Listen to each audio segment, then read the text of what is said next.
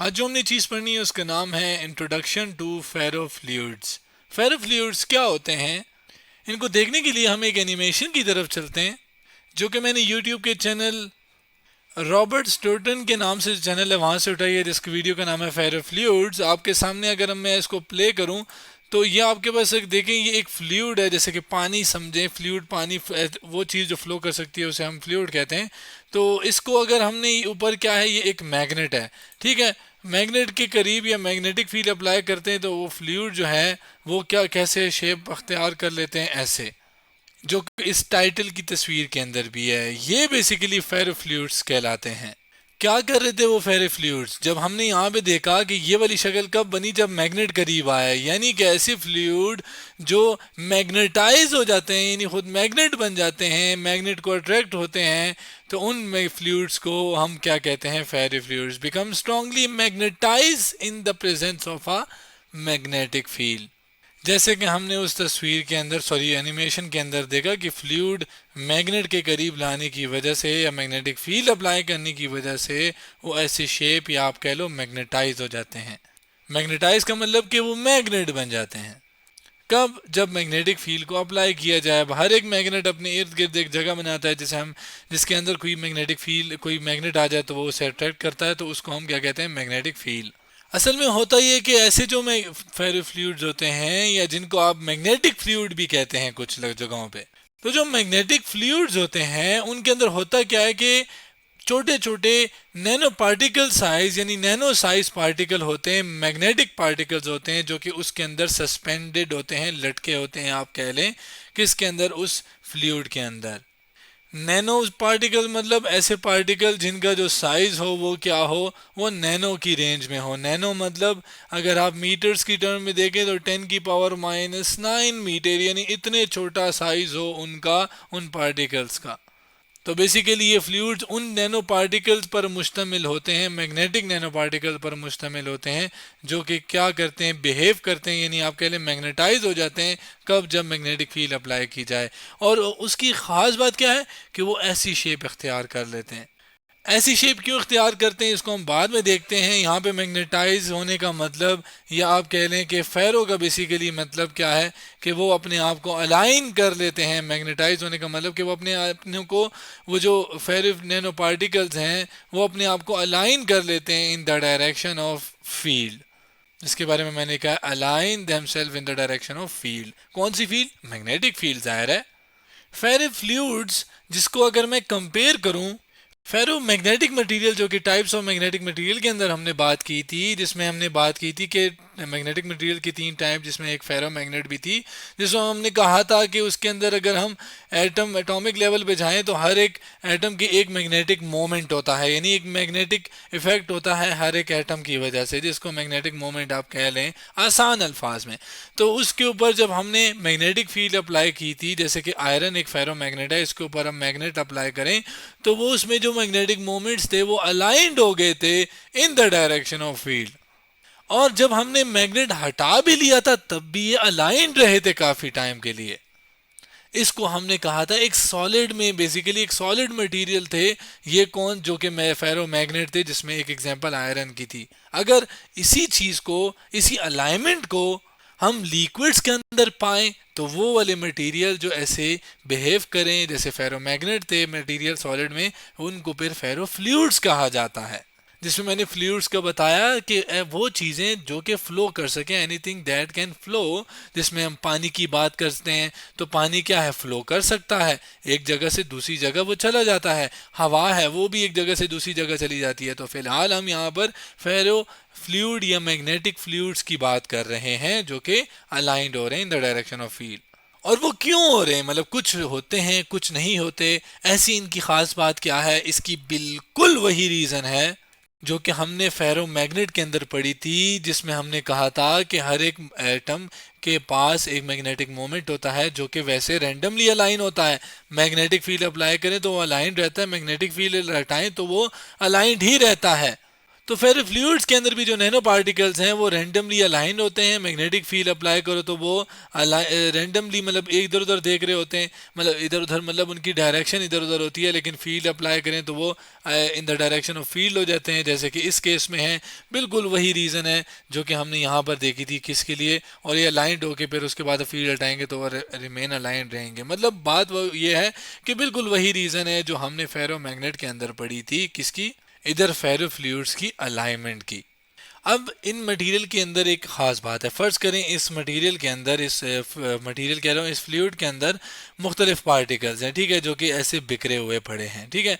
अब मैं अगर आपसे कहूँ कि जैसे मैंने कहा कि इसमें हर एक पार्टिकल क्या है, नैनो पार्टिकल क्या है, वो मैग्नेट है, यानी ये भी मैग्नेट है, ये भी मैग्नेट, ये भी मैग्नेट, होना तो ये चाहिए कि एक दूसरे को अट्रैक्ट करें, मतलब ये जाहिर है ये दोनों भी तो आपस में मैग्नेट ही हैं, होना तो ये चाहिए कि एक दूसरे को अट्रैक्ट करें, हर एक पार्टिकल एक दूसरे को अट्रैक्ट करें, और एक पूरा आप कह लें गोला सा बन जाए, जैसे छोटा सा आप कह लें जो सारे जुमगट्टा सा बन जाए। इस जुमगट्टे बनने को क्या कहते हैं, एग्लोमरेशन। लेकिन फेरी फ्लूइड्स के अंदर जो नैनो पार्टिकल्स हैं उनके अंदर ये एग्लोमरेशन नहीं होती, यानी हम फिलहाल ये एग्लोमरेशन नहीं देख रहे। क्यों? क्योंकि आपके पास होता ही है कि जो फेरो फ्लूइड्स हैं इनके ऊपर एक सरफेक्टेंट कह लें कि बेसिकली होता है कि इसको एक सरफेक्टेंट, यानी आप कह लें इसके ऊपर एक लेयर सी चढ़ाई जाती है, जिससे होता ही है या इनके ऊपर से हर एक पार्टिकल के ऊपर एक लेयर होती है जो कि इन सब को आपस में मिक्स होने नहीं देती, यानी जिसको हम कह लें सरफेक्टेंट, उस लेयर को हम क्या कह रहे हैं, सरफेक्टेंट। वो एक सरफेक्टेंट से चढ़ाई जाती है जिसकी वजह से क्या है कि वो प्रिवेंट कर रही है, किससे प्रिवेंट करती है ये सरफेक्टेंट, किससे, मिक्सिंग से। मतलब ये सरफेक्टेंट अगर ना हो तो ये ज़ाहिर है एक दूसरे के साथ मिलकर एग्लोमरेशन हो जाए, इनकी एग्लोमरेट कर जाए, लेकिन यहाँ पर वो नहीं होता इन फेरोफ्लूइड्स के अंदर, क्योंकि इनके ऊपर सरफेक्टेंट्स होते हैं जो कि इनको प्रिवेंट करते हैं, यानी मना करते हैं, यानी महफूज रखते हैं मिक्स होने से। अब ये तो एक बेसिक्स हो गई कि फेरोफ्लूइड्स हैं क्या। अब इनके इस पे शेप के ऊपर बात करते हैं कि ऐसे ये जो स्पाइक्स लाइक स्ट्रक्चर बना रहे हैं, ये शेप बना रहे हैं, क्यों बना रहे हैं, कब, जब मैग्नेटिक फील्ड अप्लाई हो रही है। असल में ये जो स्पाइक्स लाइक जिसको मैं बोल रहा हूँ, ये जो स्पाइक्स लाइक नोकीले टाइप जो स्ट्रक्चर आपको नज़र आ रहा है, इसका एक स्पेशल नाम होता है। उस नाम को स्पेशल नाम दिया है रोजेंस-वाइग इंस्टेबिलिटी और नॉर्मल फील्ड इंस्टेबिलिटी। सॉरी, यहाँ पे मुझसे एक मिस्टेक होगी, क्या कि ये जो स्पाइक्स लाइक स्ट्रक्चर है इनको फेरोफ्लूइड स्पाइक्स कहते हैं। ये जिस फिनोमेना की वजह से होते हैं या जिस वजह से ये आपके पास स्पाइक्स लाइक स्ट्रक्चर बनता है, उस फिनोमेना को नॉर्मल फील्ड इंस्टेबिलिटी और रोजेंस-वाइग इंस्टेबिलिटी कहते हैं। तो बेसिकली ये एक क्या है, फिनोमेना है, एक प्रोसेस है जिस वजह से ये स्पाइक लाइक स्ट्रक्चर बन रहा है फेरोफ्लूइड का। कब? जब मैग्नेटिक फील्ड अप्लाई की जाए। अभी फिनोमेना क्या क्या एक्सप्लेन करता है या क्या कहता है, इसके लिए अगर हम समझें कि फ़र्ज़ करें कि आपके पास क्या है, शुरू में आपका फ्लूइड बिल्कुल स्ट्रेट यूँ पड़ा हुआ है, ठीक है। अब हुआ क्या कि आपने किया, एक मैग्नेट लेकर आए और ऊपर की तरफ इसको, या आप कह लें मैग्नेटिक फील्ड की डायरेक्शन क्या होगी, ऊपर की तरफ होगी, यानी ऊपर की तरफ मैग्नेट ने इसे खींचा। किसको? फेरोफ्लूइड में जो पार्टिकल्स हैं उनको, जाहिर है मैग्नेट उनने खींचेंगी, क्योंकि ये फ्लूइड एक मैग्नेट है, ये भी एक मैग्नेट है, तो वो जाहिर है उसको खींचेगी। तो क्या होगा, ये फ्लूइड ऊपर जाना चाहेगा। कौन सा फ्लूइड जाहिर है जल्दी से जाएगा? कौन सा? जहां पर मैग्नेटिक फील्ड स्ट्रांग होगी। फर्ज करें यहाँ पर, जैसे ये डॉट है, यहाँ पर हर पॉइंट पे मैग्नेटिक फील्ड स्ट्रांग है, ज़्यादा फील हो रही है, ज़्यादा स्ट्रेंथ है वहाँ पर। तो होगा क्या कि इस पोजीशन के अंदर, जिसको मैं अगर यहाँ पे दोबारा से बनाऊँ, होगा ये कि आपके पास ये जो फ्लूइड है ये ऊपर जाना शुरू हो जाएगा। क्यों? क्योंकि यहाँ पर वो ज़्यादा है, मैग्नेटिक फील्ड स्ट्रेंथ है, यानी ज़्यादा ज़ोर से खींच रहे हैं। जबकि ऐसा नहीं है कि बाकी उसमें ज़्यादा नहीं खींच रहे।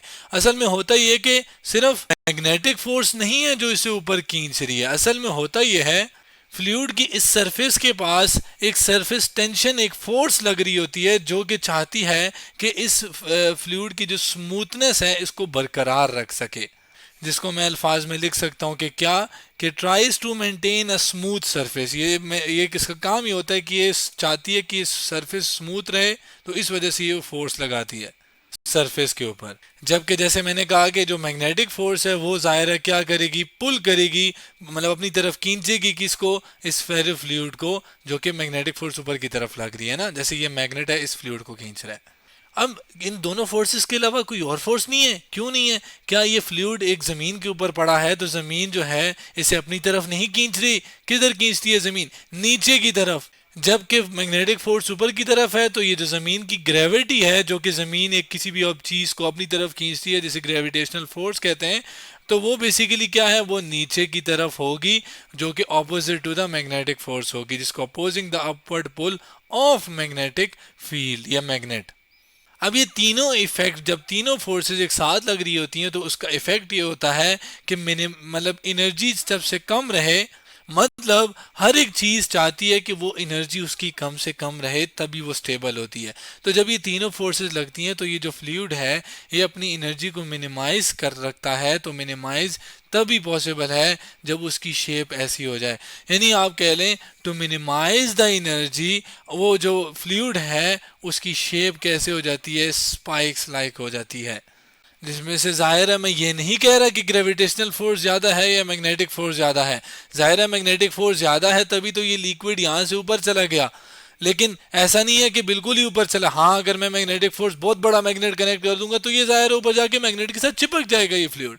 लेकिन ऐसा नहीं है। अगर हम एक लिमिटेड एक आप कह लें कि ना ज़्यादा बहुत ज़्यादा फोर्स ना बहुत कम फोर्स, एक बीच वाली फोर्स लगाएं, तो एक इस तरह शेप बनती है, जो कि क्या है, एक मिनिमाइज्ड एनर्जी या स्टेबल जो फॉर्म है वो ये बन जाती है किसकी, फेरोफ्लूइड्स की, जिनको फेरोफ्लूइड स्पाइक्स कह रहे हैं हम। लास्ट में अगर हम फेरोफ्लूइड्स की एप्लीकेशंस की बात करें, तो इनको इस्तेमाल इलेक्ट्रॉनिक्स को, जो इलेक्ट्रॉनिक्स के सर्किट्स होते हैं उसमें एज अ कूलिंग इस्तेमाल किया जाता है। क्या मतलब, इसको फेरोफ्लूइड्स को इस्तेमाल करते हैं इलेक्ट्रॉनिक्स के अंदर, ताकि आपका जो ये पूरा सिस्टम है जिसके अंदर ज़ाहिर है पूरा सर्किट बना होता है, ज़ाहिर है बिजली जाती है तो इसके अंदर हीट पैदा होती है, तो उस पूरे सिस्टम को कूल रखने के लिए cooling system, as a cooling system इस फ्लूइड को इस्तेमाल किया जाता है इलेक्ट्रॉनिक्स के अंदर। जबकि एक और एप्लीकेशन की अगर हम बात करते हैं, तो जो मैग्नेटिक ड्रग डिलीवरी होती है, यानी किसी भी बॉडी के अंदर अगर हमने किसी मेडिसिन को, किसी दवाई को एक पार्ट से दूसरी पार्ट की तरफ लेकर जाना है, तो उसके अंदर बेसिकली हम मैग्नेट्स का इस्तेमाल करते हैं, जिसको मैग्नेटिक ड्रग डिलीवरी की कहते हैं, जिसमें transport drug to specific sites in the body. इसके अंदर भी बेसिकली जो ड्रग्स हैं, दवाइयां हैं, उसके अंदर फेरोफ्लूइड्स डाली जाती हैं, जिनकी मदद से बेसिकली वो ड्रग जो है वो एक पार्ट से दूसरी पार्ट तक हम ले जाते हैं। जैसे अगर यहाँ पे एक फ्लूइड है, कोई ड्रग है, कोई दवाई है, वो उसके अंदर मैंने फेरोफ्लूइड डाल दिया। अब वो फ्लूइड क्या होगा कि वो मैग्नेट को अट्रैक्ट या रिपेल करेगा, वैसे ही जैसे यहाँ पे कर रहा था। तो हमने क्या किया कि इसके ये जो फेरोफ्लूइड डाला, तो हम ये बाहर मैग्नेट से यूं कंट्रोल करके उस ड्रग को यूं लेकर जाके इसी किसी भी पार्ट में पहुंचा सकते हैं। तो आज हमने इंट्रोडक्शन टू फेरोफ्लूइड्स के बारे में पढ़ा, जिसमें फेरोफ्लूइड्स क्या होते हैं, और एंड पे हमने इसकी एप्लीकेशंस भी देखी।